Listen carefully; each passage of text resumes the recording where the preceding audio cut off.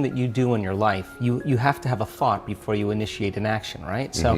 So if you believe that your thoughts have something to do with your destiny, like any great leader in history understands that, the first thing you have to do is you have to decide, are you going to be defined by a vision of the future, or are you going to live by the memories of the past?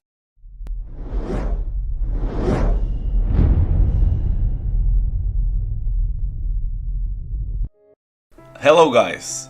If you're having trouble with manifesting your desired life, it's because you didn't learn the simple law of life. To be honest, very few people actually understand and apply this law. And it's so simple, everybody can do it.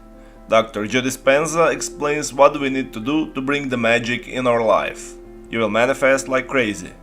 Most of the people underestimate the power of our creative mind. And this is the reason their life isn't the way they expect. Dispenza will explain why that's the case and how to change that so you can turn your life into magic.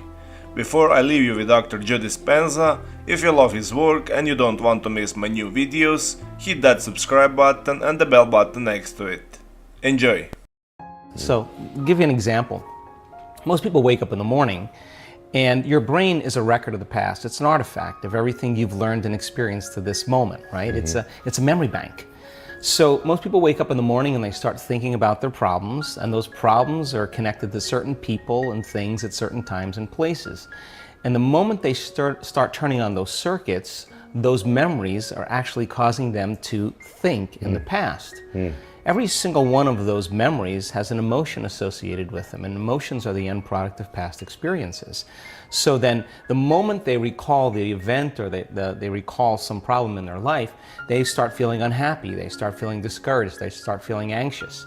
Now, thoughts are the language of the brain, and feelings are the language of the body, and how you think and how you feel creates your state of being. So we could say then, most people's entire state of being when they start their day is in the familiar past. Well, if you live in the familiar past, then it makes sense you're going to create the predictable future. So what happens for most people is they get stuck in their biology. So think about this.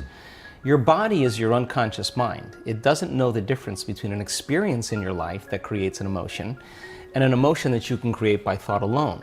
So if you're living by the same emotion every single day and those emotions are influencing your thoughts, and you can't think greater than how you feel, or feelings have become the means of thinking, you're thinking in the past. Your lens of the future is going to be colored by the past, so you can't see possibilities. So most people like to wait for crisis or disease or diagnosis before they wake up enough to see. Well, the challenge is that biology tends to be redundant. So if you keep thinking the same thoughts, and those thoughts begin to fire certain circuits in your brain, the nerve cells that wire together, so all of a sudden you start getting hardwired, and those are the thoughts that you can think the easiest.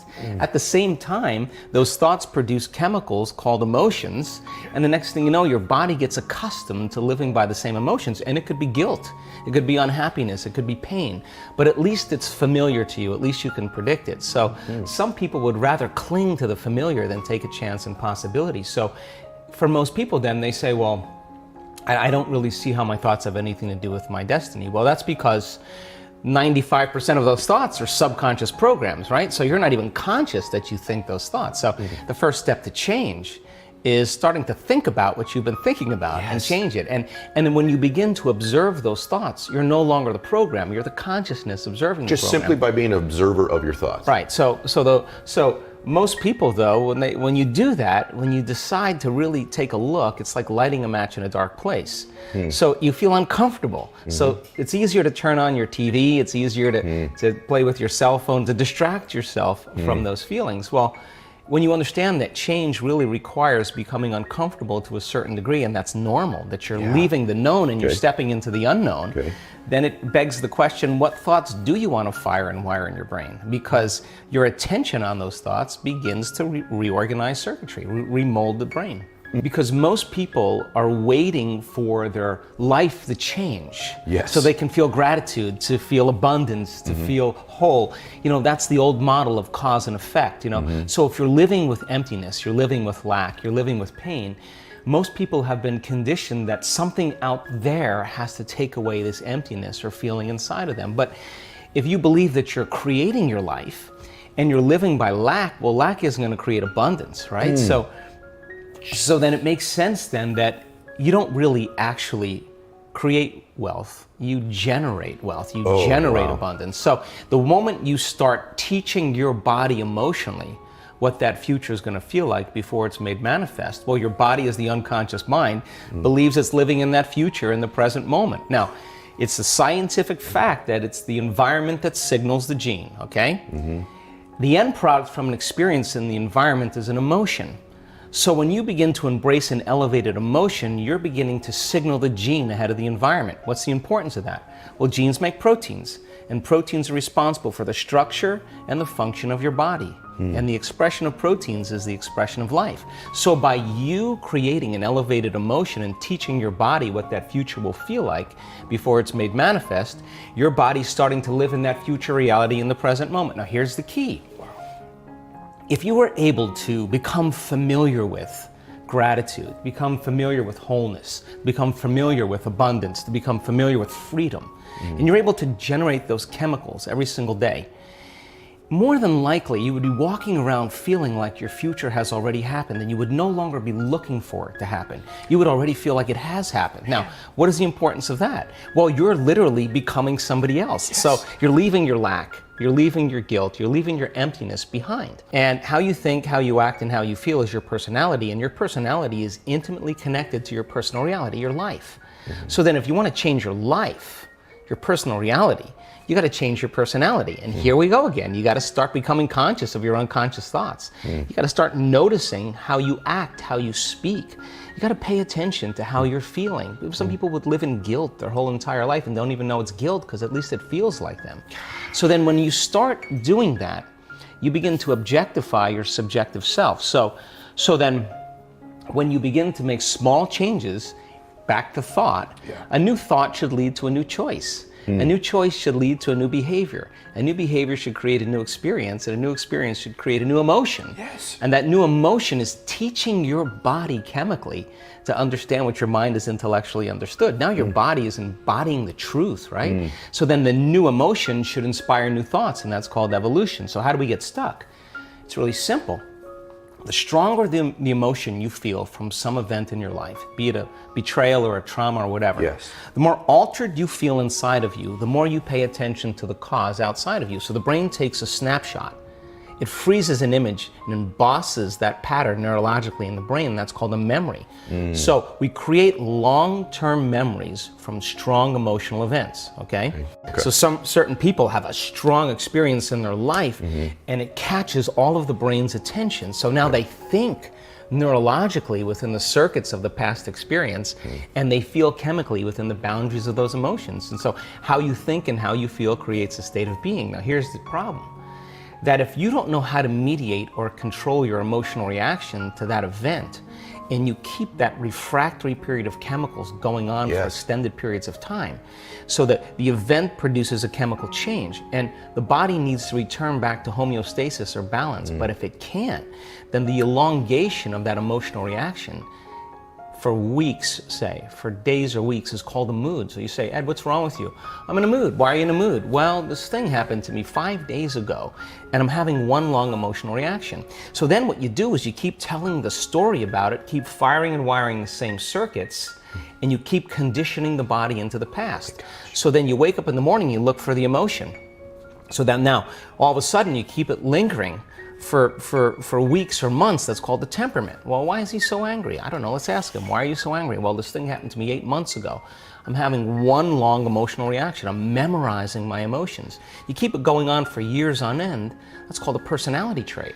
So then a person then is memorizing themselves by living in the past. And so then you say to them, well, tell me the story. Now, the latest research on memory says that 50% of what we talk about in our past isn't even the truth. So we make stuff up about the past. In other words, people are reliving a life that they didn't even have just to reaffirm that they can't change, right? So then what's the significance of this? Where you place your attention is where you place your energy, period. Yes. So then the stronger the emotion that you have to some problem or condition or person in your life, the more you're paying attention to them. So they captured your attention. So you're giving your power away to that person, right? Because they're capturing your attention. So then there's an energetic connection to every person, everything in your past, present reality has your energy connected to it. So now, this is the significance. When a person really decides to be defined by a vision of the future instead of the memory of the past, the hardest part about it is all of a sudden becoming conscious and not making the same unconscious choice. So then, if you lower the volume to your frustration, to your hatred, to your anger, if you truly knew how to do that, if you lowered the volume to that emotion, you would take your attention off that person, which means you would begin to break those energetic bonds, and now you're taking your power back. Yes. You're calling energy back to you, and we've measured this, and all of a sudden it builds this bigger electromagnetic field around the person's body. That's energy to heal. That's energy to create a new future with, right? And then if you didn't want to lower the volume to the emotion, then just take your attention off the person. And every time you take your attention off the person, if you became conscious of that, you wouldn't feel the emotion. Now the body, though, has been addicted to that emotion because you're using that person to reaffirm your addiction to hatred or frustration. And if that person died, you'd find another one. So then here you go now. So now you're in a position now where you begin to lower the volume to that emotion, and the body's going, wait a second, you've been doing this for the last 20 years, and all of a sudden you're just going to stop hating? And the body says, well, I've been conditioned this way, and conditioning is based on the past. So when the body feels the lack of that emotion, just like a drug addict, it says, hey, you're off schedule here. So now the body starts influencing the mind to think about experiences that are embossed in the brain that are based on that emotion. So the emotion now is causing you to think in the past. If we teach a person then how to trade that frustration or that hatred for an elevated emotion, and they'll say, yeah, but you know, it was my ex's fault, or I got betrayed by my partner in business. Yeah, we know that. Okay, so let's take your partner in business or take your ex, let's duct tape them, put them in a cannon and shoot them to the moon. Now what are you gonna do? Sooner or later, you gotta reckon with yourself and change, right? So then, teach a person then how to trade that emotion for an elevated emotion. Now, Trade the emotion for an elevated emotion. right, so you're going to give that up and you're going to practice feeling gratitude as an example. Yes. And the person says, well, I can't feel gratitude. And I say, absolutely you can, because you don't practice feeling it. You practice spending most of your time feeling hatred and frustration. So now it's going to take a little time to cause that heart of you to bloom, or your heart of yours to bloom. Once they're able to feel even the smallest measure of gratitude, where they start feeling appreciation, thankfulness, gratitude, it's emotional signature. When you get something, when you're receiving something, when something has happened to you, or when something is happening to you, you say thank you because you're receiving something. So the emotional signature of gratitude means the event has already happened, or it's happening to you. So the moment you open your heart and you feel gratitude, well, that emotion then is telling the body that the experience has already occurred, and the thought then can make it into the body because it's consistent with the thought. So now you're beginning to program the autonomic nervous system into a very specific destiny. You got to maintain that modified state of mind and body your entire day, independent of the conditions in your outer environment, independent of your body's cravings of those emotions and habituations, and independent from time. And if you can, get ready, because something weird or unusual, some synchronicity, some coincidence, some opportunity is going to land in your lap. And you didn't have to go and get it. Yes. It came to you. Now you're the vortex of creation.